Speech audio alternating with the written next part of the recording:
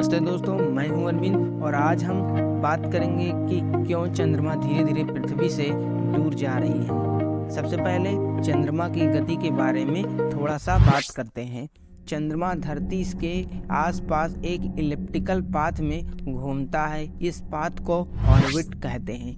चंद्रमा धरती की ग्रेविटी से बंधा हुआ है और इसी धरती के चारों तरफ घूमता है, लेकिन धरती की ग्रेविटी चंद्रमा पर सिर्फ एक प्रभाव डालता है। यह प्रभाव चंद्रमा को धरती के तरफ खींचता रहा है, लेकिन चंद्रमा धीरे धीरे धरती से दूर जा रहा है क्योंकि यह खिंचाव चंद्रमा की वेलोसिटी को कम कर रहा है। और जैसा कि आप जानते हैं, जब कोई चीज़ कम वेलोसिटी के साथ गति करती है तो उसका ऑर्बिट भी बदल जाता है। इसी तरह से चंद्रमा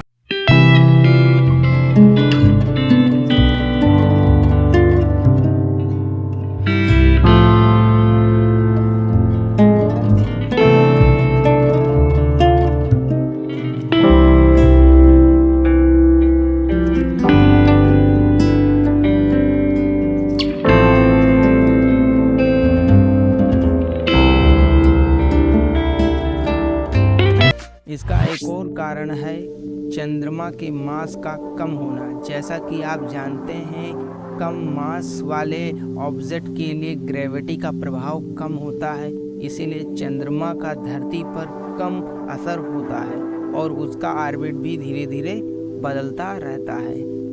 एक और इम्पॉर्टेंट फैक्टर है जिसकी वजह से चंद्रमा धरती से दूर जा रहा है, वो है समय का प्रभाव। भारत के प्राचीन ग्रंथों में भी लिखा है कि चंद्रमा अपने ऑर्बिट में बदलाव देता है। इसका मुख्य कारण है चंद्रमा और धरती के बीच की ग्रेविटेशनल इंटरेक्शन में अंतराल का बदलना।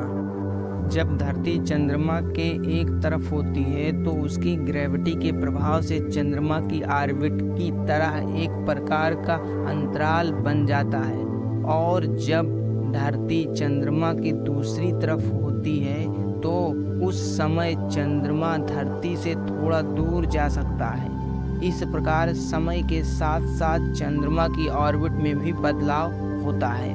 और हाँ, आपको बताना चाहेंगे कि चंद्रमा धीरे धीरे धरती से दूर जाने के कुछ फायदे भी हैं। चंद्रमा और धरती के बीच का अंतराल बढ़ने से चंद्रमा की ग्रेविटी से धरती पर ज़्यादा प्रभाव पड़ने लगता है, जिससे समुद्र की ज्वालामुखियाँ, आंधी तूफान और भूकंप जैसे प्राकृतिक आपदाओं के आने का खतरा कम हो जाता है। लेकिन चंद्रमा धरती से इतना दूर जाने के बाद कुछ साल बाद चंद्रमा के प्रभाव से धरती की ग्रेविटी में भी बदलाव आ सकता है, जिससे धरती क्लाइमेट और टेक्टोनिक प्लेट में भी बदलाव पड़ सकता है। एक और इम्पॉर्टेंट फैक्टर है जिससे चंद्रमा धरती से दूर जा रहा है, वो है चंद्रमा के सरफेस पे किए जाने वाले साइंटिफिक एक्टिविटीज़। नासा जैसे स्पेस एजेंसी चंद्रमा की खोज करने के लिए स्पेस मिशन लॉन्च कर रहा है। इन मिशन में चंद्रमा पर लैंडर और रोवर भेजे जाते हैं जो चंद्रमा की खोज करते हैं, उसके मिट्टी और रॉक को स्टडी करते हैं। इस प्रकार के मिशन के दौरान चंद्रमा के सरफेस पे ड्रिलिंग जैसी एक्टिविटी की जाती है। इससे चंद्रमा के सरफेस पे होते हुए ग्रेविटेशनल पुल में भी एक और छोटा सा परिवर्तन होता है, जिससे चंद्रमा धरती से दूर जाने की स्पीड और बढ़ जाती है। इसके अलावा चंद्रमा के सरफेस पे साइंटिफिक इंस्टॉलेशन के बने होने से भी उसका मास थोड़ा बढ़ जाता है।